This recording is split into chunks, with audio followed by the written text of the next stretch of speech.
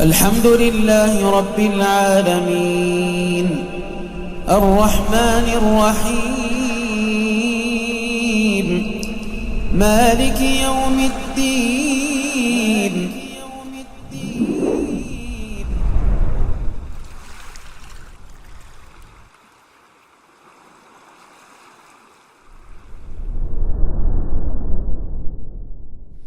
Bismillahirrahmanirrahim. Alhamdulillahirabbil alamin. Wassalatu wassalamu ala sayyidil mursalin wa ala alihi washabbihi ajmain. Amma ba'd.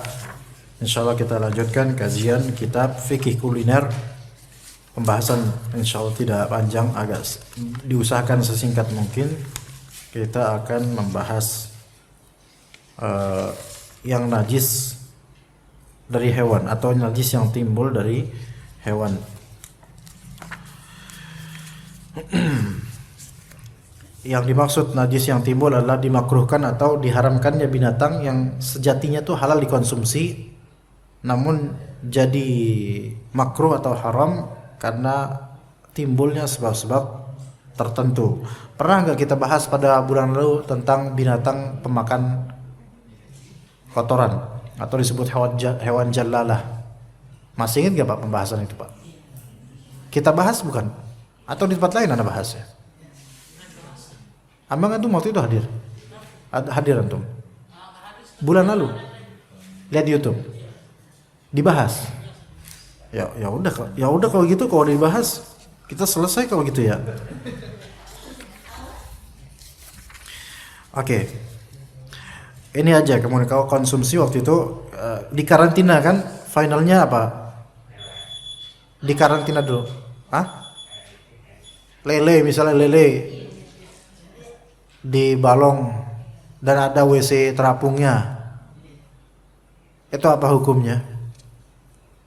Tapi begini, WC terapung itu kan cuma satu dan mungkin yang memanfaatkannya hanya beberapa individu saja, nggak mesti setiap hari kan? Artinya konsumsi lele itu umumnya, konsumsi harian lele itu belum tentu tinja kan? Masih 50-50 kan? Tapi mungkin iya, mungkin enggak. Maka kalau mungkin iya, mungkin enggak, kembali ke hukum asalnya makanan lele ya, itu dia makan apa-apa yang ada di balong itu. Ya Allah alam apa itu. Yang penting bukan tinja. Ya, enggak mesti tinja gitu kan. Tapi di sini yang apa? Yang posibilitasnya besar dominan makan itu dan memang kemungkinan banyak gitu loh. Ya. Kayak bukan paman juga, ada saudara agak jauh, tapi dia di rumahnya septic tanknya emang ditaruhin lele. Septic tanknya di dalam rumah, iya, dan bisa dibuka itu secara manual. Terus emang ditaruh lele Dumbo yang warnanya pink hitam tuh. Oh iya, dan bersih itu bersih. Septiknya bersih, ibu-ibu kalau mau nanti saya anterin. Bersih, iya, maksudnya bersih di sini nggak ada bau. Udah disantap oleh itu lele itu.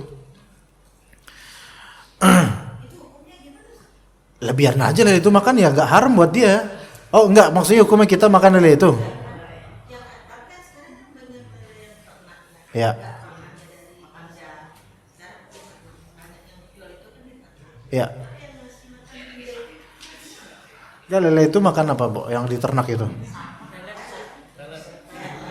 Pelet. Iya.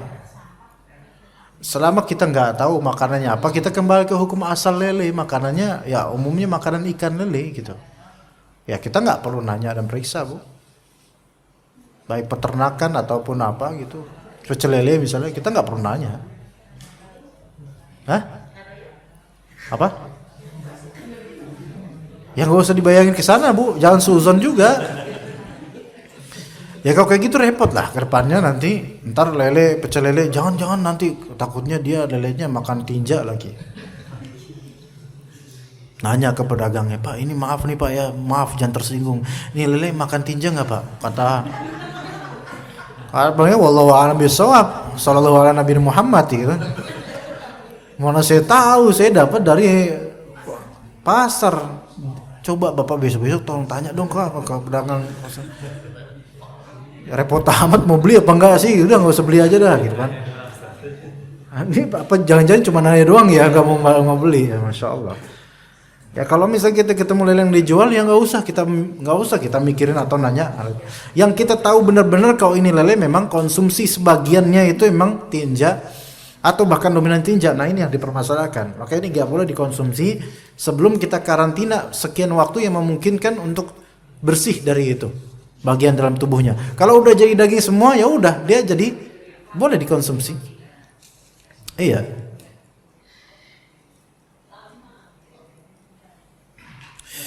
Ya Pak. Ya termasuk makan bangkai Pak. Ya. Nggak boleh. Kecuali ditahan dulu lelenya di tempat yang netral atau di balong lain yang tidak ada bangkainya, maka insya Allah. Enggak, bangkainya bangkai apa dulu nih sebelumnya Pak? Oh iya nggak boleh, nggak boleh. Nah. Iya nggak boleh. Tetap. Ya itu sainsnya mereka, saya nggak tahu dunia penelitian berapa lama untuk pencernaan dia, wallahu alam ya, saya nggak tahu. Karena itu beda antara binatang dengan binatang lainnya kan, pencernaannya beda-beda seberapa ininya supaya hilang zat-zat yang telah dia makan. Ya begitu. Ada yang manggil saya? Nggak ada kan? Ya. Hukum mengendarai binatang pemakan kotoran, masya Allah.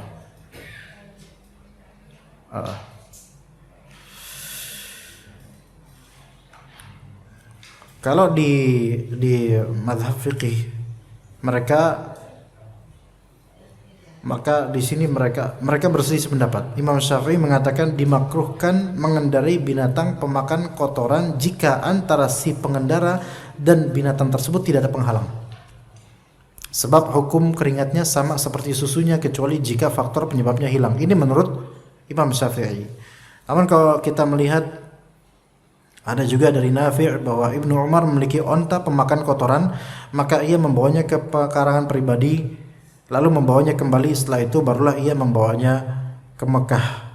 Ala kulli hal di sini, apakah binatang pemakan kotoran itu secara zat jadi najis? Sebenarnya yang membuat para ulama mempertimbangkan jeleknya binatang itu adalah keringatnya, sehingga kalau kita tunggangi berkeringat, maka keringat itu kan intinya hasil dari makan najis tadi. Ya tetapi itu disyaratkan jika apa? Jika langsung kita bersentuhan dengan diri kita. Kalau misalnya dikasih yang buat pelana itu dikasih kain atau apa di atas pundaknya atau punggungnya, maka itu nggak masalah insyaallah. Ya. Di sebagian tadi pertanyaan Bapak di sini, kapan binatang pemakan kotoran dinyatakan steril? Maka dikatakan di sini, berhubung status hukum haram dan makruhnya disebabkan sesuatu yang timbul, maka tidak berlakunya hukum tersebut bergantung pada hilangnya penyebab. Yaitu yang tadi kita bilang, relatif tergantung hilangnya, ya peternak lebih tahu lah kira-kira berapa hari ya supaya steril ya masing-masing. Oke, kemudian ada juga dari bagian dari sembelihan hewan, misalnya darah yang mengalir, yaitu darah yang mengalir dari nadi binatang yang disembelih meskipun setelah itu mengental. Sebagai contoh, darah yang mengalir dari binatang yang halal ketika disembelih. Ya. Ada juga darah yang mengalir dari luka binatang yang masih hidup karena luka dan sebagainya. Berdasarkan ijma' ulama, tidak halal memakan ataupun meminumnya, baik dalam keadaan kental maupun cair. Karena hurrimat alaikumul maitatu waddamu walahmul khinzir. Diharamkan atas kalian bangkai, darah, daging babi dan seterusnya. Jadi darah dilarang untuk dimakan. Baik darah yang mengalir dari hewan yang halal disembelih seperti kambing, darah yang mengalir itu nggak boleh dikonsumsi sama sekali.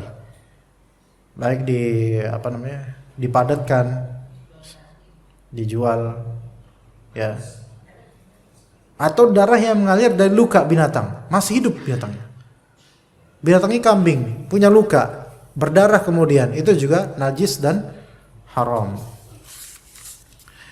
Ya, bagaimana dengan darah yang tersisa di urat setelah disembelih? Ulama berbeda pendapat mengenai kenajisan darah yang tersisa di urat atau pembuluh darah setelah disembelih dan yang terlihat di atas panci. Jumhur ulama mengatakan darah yang tersisa di permukaan daging sembelihan, tersisa di pembuluh darah, tersisa di hatinya, itu dianggap suci dan tidak haram dimakan. Tidak haram dimakan. Ya. Itu jumhur ulama ya. Ya. Dengan hujjah Qatadah radhiyallahu anhu berkata, yang maknanya darah yang diharamkan adalah yang ditumpahkan, sedangkan daging yang berlumuran darah tidaklah mengapa. Maksudnya daging ini masih ada sisa-sisa darah, bukan daging terus dilumurin darah, bukan. Daging ini masih ada sisa-sisa darah, dimasak, ya kemudian ya khalas, walaupun masih ada sisa-sisa nggak masalah. Ya. Dan lain-lainnya dari hujjah dan dalil. Pendapat kedua, ini para ulama mazhab Syafi'i dan juga Imam Malik. Dalam pendapat lain, Imam Malik ada dua pendapat. Ini pendapat kedua Imam Malik dan ini ulama Syafi'iyah juga pendapatnya. Semua darah itu najis kata ulama Syafi'iyah. Baik yang mengalir maupun yang membeku atau tidak mengalir ya. Berdasarkan keumuman hadis, keumuman ayat, hurimat alaikumul maitatu waddamu, darah, pokoknya darah. Haram semuanya, najis semuanya gitu. Bersifat mutlak. Namun tetap ulama Syafi'iyah menilai darah yang tersisa di daging, tersisa di urat dan semisalnya itu dimaafkan. Nah, ini bedanya ya, kan. Kalau pendapat jumhur ulama apa? Darah yang tersisa di daging atau semisalnya itu tidak najis. Tapi ulama mazhab Syafi'i itu tetap najis tapi dimaafkan. Meskipun warna merah darah mendominasi ketika dimasukkan ke dalam panci, dimaafkan. Demikian itu karena sulit untuk dibersihkan. Umat Islam terbiasa mengolah daging menjadi masakan berkuah. Meskipun terlihat sisa darah seperti garis-garis di atas panci, para sahabat di masa Rasulullah tetap memakannya. Dan wallahu alam ini yang lebih tepat. Ya. Bahwasanya sebenarnya itu tetap darah yang najis, tetapi dimaafkan karena masyaqqah. Ya, masyaqqah kaidahnya, kaidah fiqhiyah, al-masyaqqatu tajlibut taisir. Yaitu kesulitan, ya kesulitan itu membuat pemudahan dalam Islam. Jadi mudahkan insyaallah. Taib, bagaimana dengan darah ikan yang mengalir? Tadi beda ya, itu tadi kita bicara darah apa? Darah kambing dan sapi dan sebagainya. Sekarang darah ikan. Darah ikan yang mengalir. Ulama berselisih pendapat mengenai darah ikan yang mengalir. Seperti ikan paus dan ikan-ikan besar lainnya. Kalau ikan-ikan kecil biasanya enggak ya. Ya Pak ya? Ada yang tahu dunia perikanan? Ikan tuna gede ada darahnya? Ada. Ya, ada darahnya. Gimana dengan darah mereka? Ulama Syafi'iyah, Malikiyah dan lain-lain mengatakan hukumnya najis sebagaimana darah lain. Ini sebagian ulama mengatakan gitu. Para ulama mazhab Hanafi dan juga ulama mazhab Hambali, sebagian ulama Syafi'i dan sebagian ulama mazhab Maliki menilai hukumnya suci. Sebab ikan boleh dimakan bersama darahnya tanpa harus disembelih. Tapi menurut antum mana yang lebih tepat, Pak? Darah ikan itu najis atau suci? Ayo. Bismillah. Kenapa suci? Kan dalam ayat hurrimat alaikumul maitatu waddamu wa lahmul khinzir wa ma uhilla li ghairillah bih wa ma uhilla bihi li ghairillah. Diharamkan atas sekalian bangkai dan darah. Ayo teka-teki ayo. Yang bisa jawab pulang ayo. Kalau antum bisa jawab anak pulang ayo fadhal. Lumayan ini masih lama asik nih.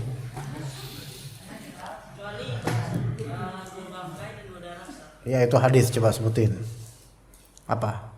Sebutin. Dua darahnya dua darah apa ya? Dan? Ya oke. Oke, terus ini darah ikan najis nggak?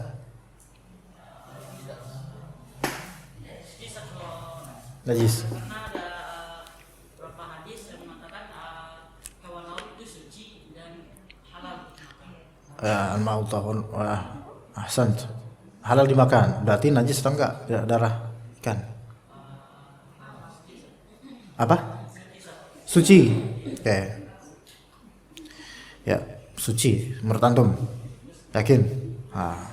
Masya Allah. Menurut ibu-ibu sebagai yang biasa beli ikan di pasar? Bu. Ini menurut saya masih 10 tahun loh Bu, udah bisa jawab kayak gitu loh. Ayo ibu-ibu harus, bapak-bapak biar bapak-bapak memang kerjaannya diem aja emang. Ibu-ibu ya, ibu-ibu. Bapak memang gitu, diem tidur, ditanya nggak ngerti, ya itu bapak-bapak tuh. Ayo Bu. Suci apa enggak? Bukan halal enggak, suci ya. Suci. Dalilnya apa? Seperti kata ini, kan? Bapak-bapak gimana Pak? Suci? Ada yang lainnya nanti juga Pak? Suci karena bangkainya boleh dimakan. Yang mana itu? Oh iya Pak, ya Pak. Yang Bapak yang mana? Oh iya. Karena bangkainya boleh dimakan. Berarti ini penggabungan hadis-hadis yang disebutkan tadi oleh Khalid, ya. Kan udah saya bilang bapak-bapak kayak gitu ya. Bener. Iya, bener Pak. Ahsantum jami'an ya, Masya Allah. Yang lebih tepat wallahu alam bahwasanya darah ikan suci. Ya, darah ikan suci dan binatang-binatang air. Ya, dan binatang-binatang air ini Anda bilang binatang air adalah binatang yang dikenal memang di air. Binatang yang dikenal memang hanya hidup di air, walaupun kadang-kadang bisa bertahan di darat, tapi memang hidup memang dikenal hanya di air aslinya. Adapun bisa bertahan di darat itu beberapa ikan gabus bisa, dan beberapa ikan bisa bertahan di darat. Tapi dia dikenal hewan air. Orang mengenalnya pasti itu hewan air gitu loh. Maka yang seperti itu darahnya suci. Lagi pula saya nggak tahu siapa pengumpul darah ikan itu, saya nggak tahu ya. Nah, begitu. Kenapa? Alasannya adalah ikan itu kan bangkainya saja halal. Konsekuensi bangkainya ikan itu halal, kita bisa mematikan ikan dengan cara apapun dan tetap halal. Sekarang rata-rata ikan laut dimatikan dengan cara apa? Di freeze, ditaruh dibekukan, ya kan? Ada nggak darahnya ikan laut yang besar-besar itu? Banyak darahnya, juga bisa ada disayat sedikit juga. Kita sayat sedikit gini karena udah kena freeze, jadinya darahnya mungkin freeze juga gitu loh. Beku juga. Tapi coba kalau misalnya lagi masih seger, masih gelepar-gelepar, kita black, keluar juga sebagian darahnya. Halal nggak? Halal. Suci? Suci insyaallah. Ya, karena berangkat dari itu, dari apa? Dari bangkainya halal. Maka bagaimanapun cara menyembelihannya, cara-cara mematikannya itu juga nggak masalah. Maka darahnya pun tidak masalah. Ya, apalagi di bagian kepalanya kan masih banyak tuh, misalnya sisa darah, bolehkah kita makan sekalian tuh sisa darahnya dan juga kepala? Fadhal. Tafadhal. Baik.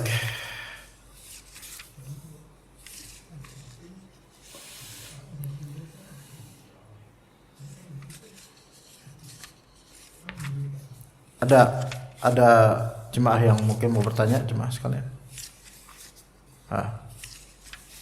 Sepertinya tadi tentang yang najis dari hewan-hewan itu sudah kelar insyaallah. Di sini panjangnya, di sini hanya panjang penjabaran dalil dan istidlalnya. Ya. Kalau sembelihan orang Yahudi halal atau haram? Sembelihan orang Yahudi umumnya halal. Ya, umumnya halal. Sebagaimana Yahudi juga ahlul kitab. Ya, tetapi begini,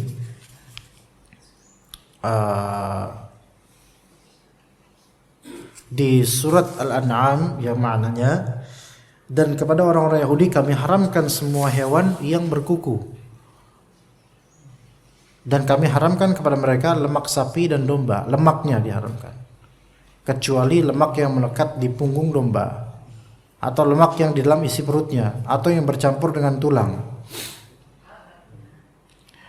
Ya, itu untuk orang Yahudi karena mereka durhaka. Jadi dalam arti kata khusus bagi kaum Yahudi kami haramkan binatang yang memiliki kuku. Ya. Makanya orang-orang Yahudi syariatnya mereka dulunya mereka memakan binatang berkaki 4 yang memiliki kuku terbelah, bukan kuku full. Seperti sapi, domba, kambing masih boleh. Coba binatang yang berkuku yang halal dimakan apa, Pak?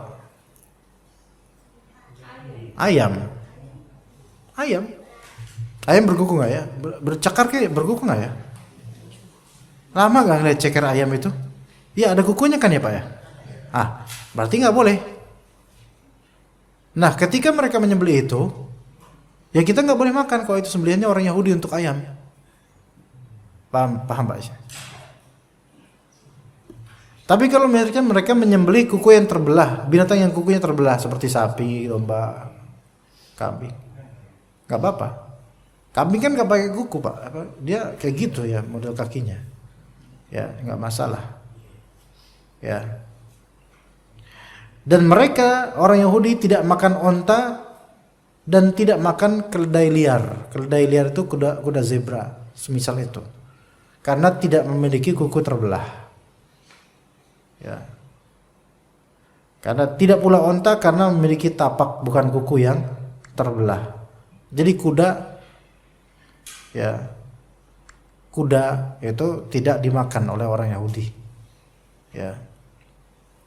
Begitu pula kelinci tidak dimakan oleh orang Yahudi. Jadi kalau orang Yahudi bikin sate kelinci dan yang nyembelih orang Yahudi, kita tidak makan. Kenapa? Karena penyembelihan mereka itu diharamkan terhadap kelinci karena haram atas mereka. Gimana? Paham nggak Pak di sini? Agak sulit pahamnya karena nggak ada orang Yahudi di sini, tapi mentalnya banyak di Indonesia orang Yahudi itu. Orang Yahudi benerannya nggak ada, tapi mental Yahudinya juga banyak di Indonesia.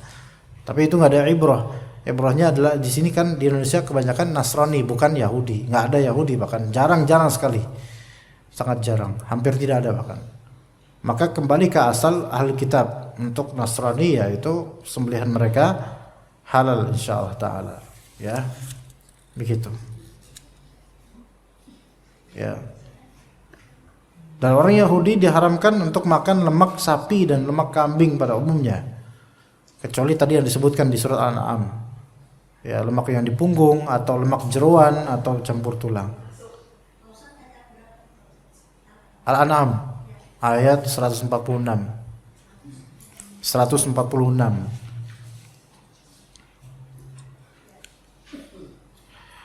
Tapi jemaah sekalian, tapi begini, itu syariat Yahudi kapan?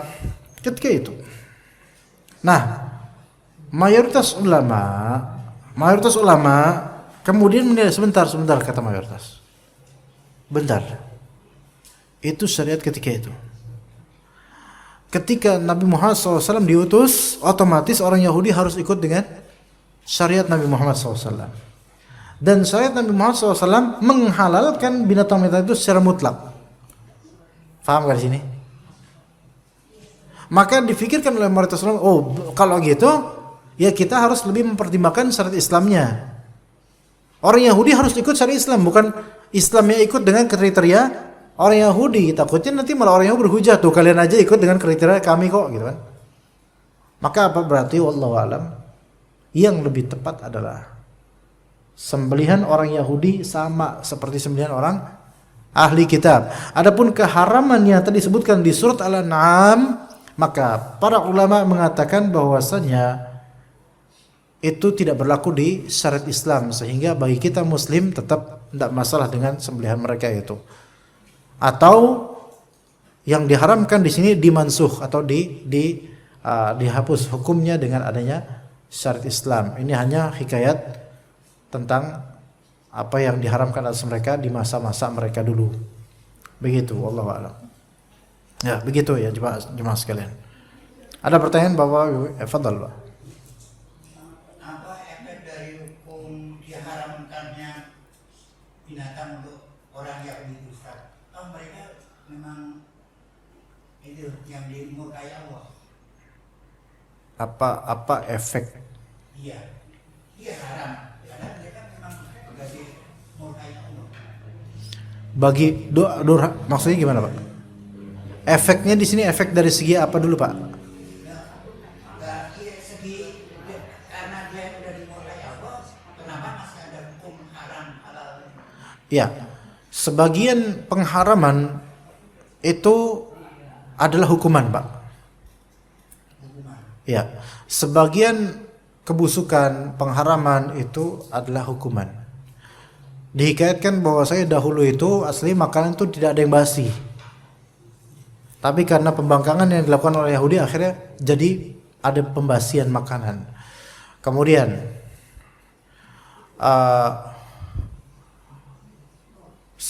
terjadi kemungkaran pada orang-orang Yahudi, tapi mereka melanggar. Mereka mendiamkan kemungkaran tersebut. Akhirnya kemudian Allah Subhanahu wa taala berikan laknat pada mereka.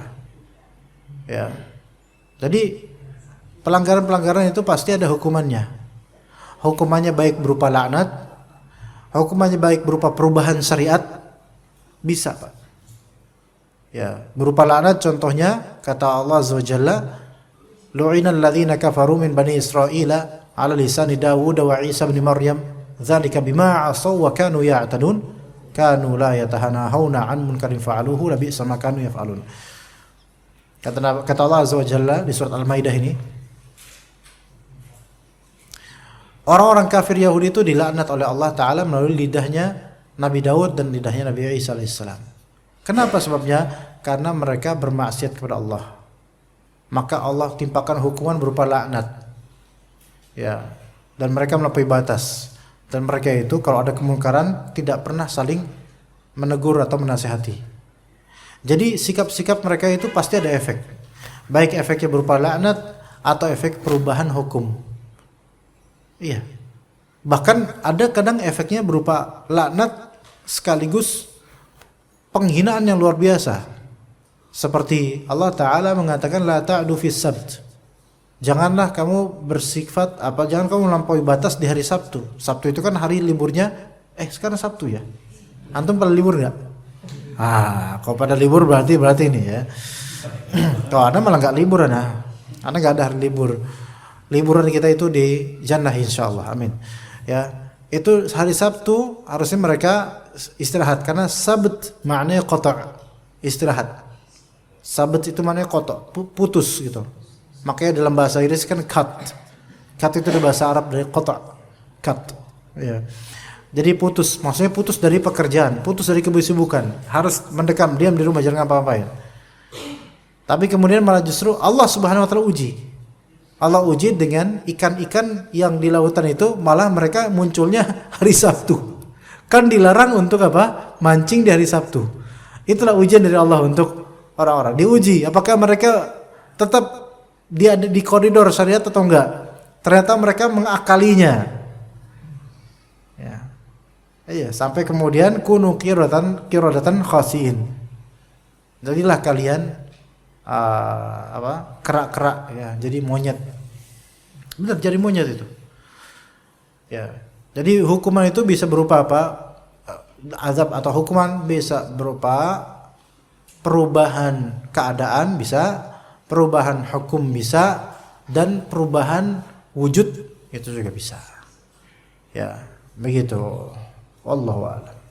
Efeknya apa? Ya efeknya mereka itu malah semakin sempit urusannya. Semakin sempit ya Pak urusannya. Ya. Makanya kata Allah Azza wa Jalla, la tas'alu an asya'a in tubdalakum tasukum. Jangan kalian tuh nanya sesuatu macam-macam yang kalau tertemukan jawabannya kalian bakal nyesel sendiri gitu loh. Ya kan Pak ya? Iya. Misalnya dulu waktu sebagian dari kita sekolah, sebagian dari kita ya, bukan termasuk anak ya. Sebagian dari kita sekolah pas ujian atau pas mau ujian ulangan gitu kan, ulangan harian gitu kan. Ya kata gurunya ya siapkan kertas ya gitu. Udah kayak gitu. Nih Pak Guru tulis ya, soal-soalnya ditulis kan gitu kan. Ada satu anak pintar di depan nyeletuk, "Pak, bukunya dikumpulin nggak Pak?" Paham nggak maksudnya? Gara-gara omongan itu akhirnya, oh iya, kumpulin. Banyak yang sebel, banyak nggak Pak? Iya, oh banyak ya, Anda nggak tahu tuh. Kenapa banyak yang sebel? Karena dia nih jadinya kita nggak bisa, bukan kita, jangan gini, jadi mereka nggak bisa nyontek. Kayak ini tidak dengan dalil itu untuk kebaikan ya, enggak, ini contoh pendekatan saja. Kadang-kadang gara-gara ngomong nyeletuk, terhukumlah orang-orang ini jadinya, gitu loh. Ya seperti itu Pak, Allah alam.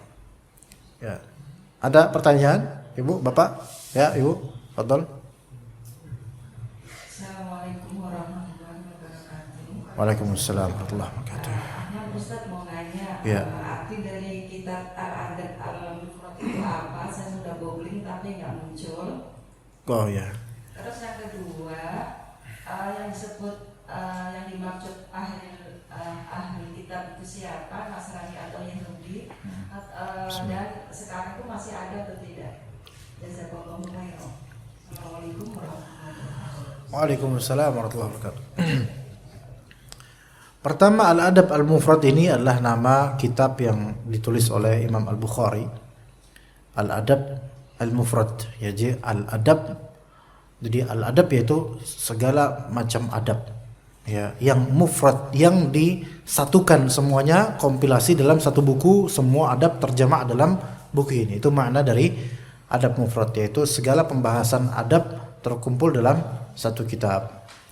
Tapi wallahu alam, saya menginginkan mohon izin juga jemaah untuk bulan mendatang kita di kitab lain insyaallah, ya, karena ini adab mufrad kita pakai versi random, acak pembahasannya dari hadis kesekian dilengkap dan seterusnya, ya, jadi tidak runut, ya. Nanti insyaallah kita pakai kitab hadis lainnya insyaallah. Kemudian yang kedua apa Bu ya? Yang kedua Bu, Ahlul Kitab. Ahlul Kitab itu siapa dan apakah masih ada? Ahlul Kitab secara makna ahl itu maknanya sahib, malik, pemilik, sahib, pemilik kitab. Ya, Al-Kitab di sini maknanya adalah kitab samawi. Ya, kitab yang diturunkan oleh Allah Azza wa Jalla. Nah, Ahlul Kitab di sini maksudnya adalah Yahudi dan Nasara. Yahudi dan Nasrani. Penyebutan Ahlul Kitab kepada mereka ini ada dua sisi yang bertentangan. Ada dua mata sisi. Sisi pertama sebagai pengingatan untuk mereka bahwasanya mereka itu sudah Allah berikan nikmat berupa kitab samawi pada masa dahulu. Itu satu. Ya, supaya mereka ingat itu. Yang kedua, ini adalah sindiran dan hinaan kepada mereka. Yaitu mereka memiliki kitab tapi kok sesat gitu loh. Ya, itu makna maksud dari Alkitab. Tapi Alkitab secara golongan mereka adalah Yahudi dan Nasara. Ya, sekarang Yahudi sebutnya Yahudi Nasara. Apakah Bani Israel Ahlul Kitab? Iya, mereka itu Bani Israel Ahlul Kitab. Tapi sekarang apakah Ahlul Kitab masih ada? Ya, ini para ulama beragam pendapat. Ada pendapat pertama yang mengatakan bahwasanya saat ini Ahlul Kitab tidak ada. Karena Ahlul Kitab menurut ulama ini, Ahlul Kitab yang dimaksud adalah orang-orang yang memang masih memakai kitab asli. Ya, tapi memakai kitab asli dan dengan syarat dari kalangan Bani Israel. Dari kalangan keturunannya Nabi Israel atau Nabi Yakub. Ya. Sedangkan yang bukan, yang pertama tadi apa bilang? Bukan kitab asli apa? Ya. Hah? Enggak, itu salah. Anda salah bicara. Bukan. Yaitu yang memang asli dia turunan dari anak-anaknya Nabi Israel, anak-anak Nabi Yakub. Maka itu baru sebut Ahlul Kitab. Ya, Ahlul Kitab, dan mereka pakai Taurat atau Injil untuk beragama. Nah, kita Ahlul Kitab versi ulama ini. Ya, sehingga sekarang apakah masih ada versi ulama ini? Apakah masih ada yang seperti ini? Ahlul kitab masih, tapi versi keturunan Nabi Yakub. Lalu bagaimana dengan Kristen Batak, Kristen Jawa? Bagi ulama ini yang pendapat pertama ini, mereka bukan disebut ahlul kitab. Kenapa? Ya Batak, Jawa, Betawi juga ada, ya kan? Mereka bukan ahlul kitab secara keturunan biologis. Jadi ulama yang pertama ini berpandangan bahwasanya ahlul kitab itu bukan hanya dilihat dari kitabnya, tapi dari segi bloodlines, nasab, ya, masih nasab. Gitu. Makanya sebutan di Al-Quran itu ya ahlul kitab ya semua untuk Bani Israel. Kata mereka, kata ulama pertama ini. Pendapat kedua, dan ini pendapat yang lebih benar, pendapat kedua yang lebih benar, bahwasanya penyebutan ahlul kitab itu tidak eksklusif hanya untuk yang satu bloodlines dengan keturunan Nabi Ishak, Nabi Yakub, melainkan siapapun yang berpemahaman atau beragama seperti agamanya ahlul kitab Yahudi Nasara, maka dia termasuk ahlul kitab. Karena ibrahnya di sini adalah di alkitabnya, bukan di bloodlinesnya. Paham di sini bedanya? Dan ini yang lebih benar. Ini yang lebih benar. Konsekuensi dari yang ini adalah bahwasanya ini yang benar ya, ini yang kita ikuti insyaallah. Konsekuensinya adalah diperbolehkan bagi pria muslim untuk menikah dengan perempuan ahlul kitab yang muhsanah. Perempuan ahlul kitab yang terjaga agamanya dengan baik di agamanya dia. Itu boleh dinikahi oleh laki-laki muslim, tapi madharatnya besar. Resikonya sangat besar, ya. Maka memang secara fikih hukumnya sah, namun secara ma'alatul umur, yaitu secara futuristik ke depannya, khawatirnya tidak boleh gitu loh. Iya. Gitu. Karena bagaimanapun nanti kalau kita punya anak dari hasil ini repot. Yang didik siapa coba? Ya ibunya Nasrani, fa abawahu yuhawidanihi aw yunasiranihi aw yumajjisanihi, bapak ibunya lah yang menyahudikannya, menasrani. Jadi ikut agama ibunya biasanya. Dan itu yang terjadi di banyak tempat. Ya. Seperti itu ya. Ya, Bu ya. Begitu. Jadi ahlul kitab apakah sekarang masih ada? Pendapat kedua yang lebih tepat. Sekarang masih ada, yaitu mereka adalah orang-orang Nasrani dan Yahudi secara zahir. Ya. Adapun kalau secara batinnya Konghucu atau apa itu kita nggak mikirin lah. Begitu. Misalnya kalau kita ada restoran Chinese dan ternyata dia Kristen, tapi kan di balik itu kan kadang-kadang banyak orang-orang yang dengan apa namanya etnis Cina, itu kan hanya menjadikan Kristen sebagai formalitas agama saja di KTP. Karena agama asli mereka itu tidak diakui di negeri ini. Apa agamanya Pak? Apa yang namanya? Konghucu diakui nggak? Anda nggak tahu tuh. Hah? Khalid diakui nggak Khalid? Diakui ya? Oh ya wis lah. Tapi mereka nggak nyebut itu biasanya. Lebih mengikut pada mayoritas gitu yang Kristen gitu. Ya mereka juga menganut Kristen juga, tapi juga menganut tradisi ritual Konghucu juga gitu kan. Tapi orang Sinanya bilang Konghucu itu bukan agama. Aliran. Ini pemikiran. Ya itu kata mereka, kata kita itu tetap agama. Kata kita itu tetap agama, suatu agama. Jadi mengkolab antara keduanya gitu. Maka apakah mereka Nasrani? Kita lihat zahirnya aja. Kalau zahirnya memang dia menyatakan Nasrani, ya udah kita anggap dia sebagai ahlul kitab. Adapun di balik itu kita kan nggak ngerti apa-apa tentang Konghucu, udah itu biarin aja. Kita tetap menganggap dia ahlul kitab. Tapi kalau jelas terang-terangan di mata kita dia itu melakukan praktek-praktek Konghucu, kesyirikan dan misalnya, maka sebaiknya hindari masakan binatang sembelihan dia. Hindari, ya begitu. Wallahu a'lam. Iya. Ustaz tambahan. Oh iya. Saya jadi bingung. Kalau itu yang tadi ahli kita berarti kan yang yang Kristen Katolik dan itu termasuk ya Ustaz. Jadi boleh dinikahin sama laki-laki Islam. Tetapi itu orangnya tetap musyrik kan, seperti yang di surat Al-Kafirun. Ya, musyrik, iya musyrik. Oh, semuanya musyrikun. Mereka syirik dari segi perbuatan mereka menyembah selain Allah Azza wa Jalla atau mendoakan Allah. Atau mungkin Protestan mengatakan bahwasanya yang disembah adalah Allah, tetapi tetap aja mereka kan ketika berdoa tawasulnya ke Jesus. Dan akidah mereka juga sesat tentang Jesus, maka mereka termasuk musyrik juga. Ya, juga musyrik juga, kafir musyrik. Tetapi kan mereka ada hukum khusus untuk masalah-masalah sembelihan, pernikahan dan lainnya. Maka tetap gitu. Walaupun Protestan atau Kristen itu udah kita nggak memikirkan soal itu. Semuanya musyrikun, mau ortodoks, mau Kristen dan sekte lainnya. Disamaratakan. Wallahu a'lam. Begitu. Jadi untuk suaminya tetap harus berjuang supaya menjadi muslim ya Ustaz.